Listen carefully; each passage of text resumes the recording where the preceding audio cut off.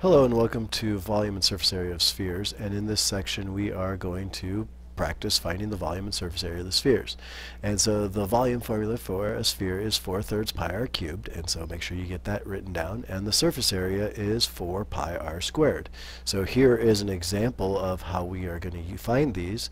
And so I'm asked to find the surface area and the volume. So the surface area of a sphere is 4 pi r squared, and the volume is 4/3 pi r cubed.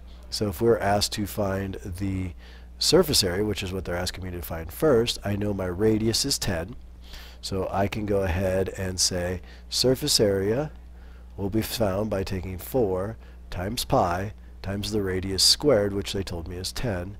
And so in terms of pi, the surface area would be 400 pi meters squared. And if I multiply that by pi, I believe I would get, if I take 400 and multiply it by pi, and I'm just using 3.14 as an approximation, I will get 1256 meters squared as my surface area.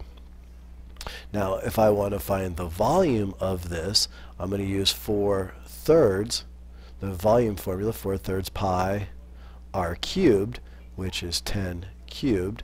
So multiplying this out, I'm going to have 4/3 times 1,000 times pi. And so I end up with 1,000 times 4 is 4,000 over 3 times pi. Now there's your answer. That would be meters squared in terms, or meters cubed in terms of pi.